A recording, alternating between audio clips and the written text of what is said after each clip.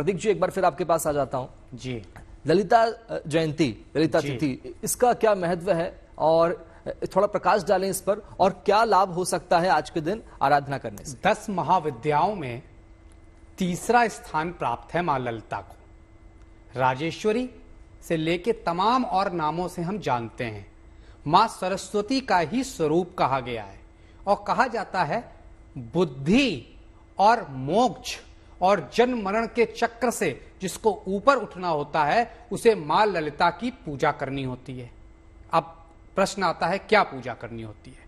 ललिता सहस्त्र नाम का पाठ कर सकते हैं, ललिता कवच या दुर्गा कवच का आज पाठ कर सकते हैं। निश्चित तौर पर बार बार दोहरा रहा हूं, अपनी इसके पहले भी सेगमेंट में मैंने बोला, क्योंकि मां सरस्वती का स्वरूप माना गया है, परीक्षाओं का समय चल रहा है, भैया बहुत बहुत पूजा आज के दिन लाभकारी होगी। तो ललिता सहस्त्र नाम का पाठ, दुर्गा कवच का पाठ बहुत लाभकारी रहेगा। मां ललिता से संबंधित दान भी आप दे सकते हैं। क्या करें? लेकिन उसके पहले पूजा समझ लीजिए। एक लाल वस्त्र मंदिर में बिछाएं, मां दुर्गा को स्मरण करें, वहां पे चावल छोड़ें, घी का एक दीपक जलाएं और ललिता सहस्त्रनाम या दुर्गा कवच का पाठ करें। अपनी संतान को, जिसके परीक्षा चल रही है, जिसका एग्जाम चल रहा है, रात्रि तक 8 बजे के पहले पहले ये पूजा कर लीजिए, उसको साथ बैठाकर। वो ललिता कवच का पाठ, दुर्गा कवच का पाठ या ललिता सहस्त्र नाम का पाठ खुद भी करे। अगर वो ये कर लेता है तो निश्चित मानिए, क्योंकि खास तौर से कहा जाता है ये जन्म मरण के चक्र से होता क्या है। जन्म मरण का चक्र, हम मोह माया में ही फंसे रह जाते हैं, हम भय अहम में ही फंसे रहते हैं। इनसे जब व्यक्ति निकलता है तो अपने लाइफ में फोकस कर पाता है। और बच्चों के लिए इस समय सबसे ज्यादा फोकस कहां है? पढ़ाई पर, शिक्षा पर, परीक्षा पर। तो निश्चित तौर पर उसकी प्राप्ति होगी। तो ये कर सकते हैं। अब मां ललिता से संबंधित दान, भाई श्रृंगार का सम्मान दान दे सकते हैं आज के दिन शाम के समय। उसी के साथ साथ माता को चावल अक्षत का भोग लगाएं और रात्रि को दान दे दें।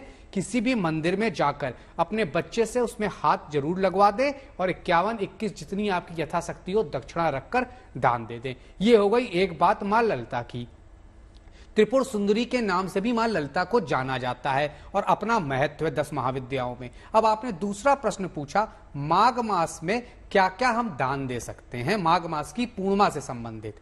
तो अन्न, जल, घी, तिल, उसी के साथ साथ वस्त्र का दान आज के दिन अति लाभकारी रहता है। कहा जाता है स्वर्ण का दान भी लाभकारी होता है, लेकिन स्वर्ण आजकल इतना महंगा हो चुका है, हर व्यक्ति उसे दान नहीं दे सकता। तो स्वर्ण के दान के अलावा इन चीजों का आप दान दे सकते हैं। जी, संजय शर्मा जी, साफ तौर पर अभी हमने सुना प्रतीक जी से कि कैसे ललिता जयंती के मौके पर अध्ययन के लिए जो लोग अध्ययन कर रहे हैं, जो परीक्षा में शामिल हो रहे हैं, वो कैसे आराधना कर सकते हैं मां ललिता की और कैसे उनका आशीर्वाद हासिल कर सकते हैं, प्राप्त कर सकते हैं। संजय जी, एक बार फिर आपके पास आता हूं। चूंकि अलग अलग राशि के जातकों के लिए अलग अलग विधान, अलग अलग योग इस बार बन रहे हैं, मैं चाहता हूं कि आप राशि के 6 राशि के जातकों के लिए कुछ विधान बताएं, कुछ महत्व बताएं, क्या उन्हें करना चाहिए, कैसे विधान हो सकते हैं?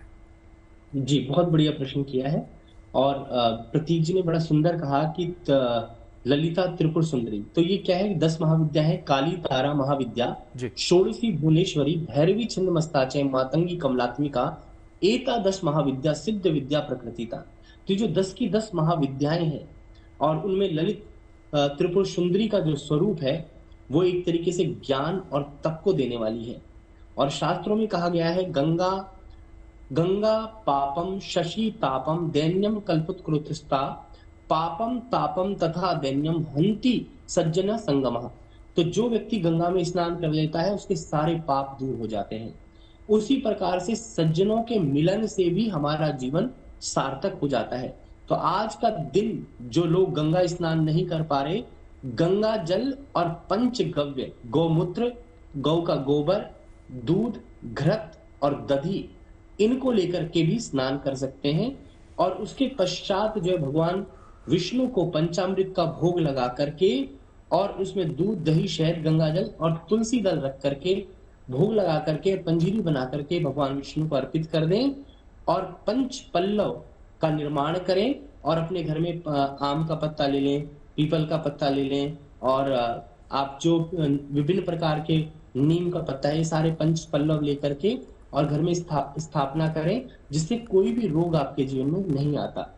दान की जहां तक बात है, सोना, चांदी, तांबा, हीरा, मोती, ये सब दान किए जाते थे राजाओं के द्वारा, पर कलयुग के अंदर अन्न का दान सबसे महान माना गया है, और उसमें भी तिल का दान जो है किया जाए, या तिल के लड्डू का दान किया जाए तो वो भी, या पंजीरी के लड्डू का दान किया जाए, विशेष लाभकारी है। पहले बात कर लेते हैं हम मेष राशि की। मेष राशि के जो ईष्ट है वो हनुमान जी हैं, तो जिनकी मेष राशि है उनको लाल वस्तु का दान आज के दिन करना चाहिए। लाल फल में एप्पल का फल है, सेव का दान कर दें। अगर सेव नहीं कर सके तो कोई भी लाल कपड़ा लेकर के और किसी गरीब को दे सकते हैं। जो वृषभ राशि वाले हैं उनको क्या करना चाहिए, उनको जो है दुग्ध का दान करना चाहिए। किसी भी गरीब को जो है दूध पिला दें और उसको प्रणाम भी करें, क्योंकि देखो जितना आप किसी का भला करेंगे उतना ही आपके जीवन में भलाई आती जाएगी। और दान देने से कभी भी घटता नहीं है, दान देने से जीवन बढ़ता ही बढ़ता है। उसके अलावा जो है आपकी वृष के बाद में मिथुन राशि आ जाती है, उनको हरे वस्त्र का जो दान, हरा चारा गाय को खिला दें, हरे वस्त्र दान कर दें, किसी को ग्रीन वस्तु अपने हाथ से दे दें। कर्क राशि वालों को जो है चांदी का दान, नहीं तो वो भी दूध और जल का दान कर सकते हैं। सिंह राशि वालों को लाल वस्तु का दान आज के दिन करना चाहिए। बिल्कुल। और आज मघा नक्षत्र भी है, तो मघा नक्षत्र होने के कारण जो है और लाल वस्तु के अलावा फल, बिल्कुल, दूध और मिठाई तीनों का दान कर सकते हैं, या रसगुल्ले का दान जी संजय जी, बिल्कुल सही आपने बताया। और इस तरह से हम दान करके अलग अलग राशि के जातक जो हैं वो पुण्य लाभ अर्जित कर सकते हैं।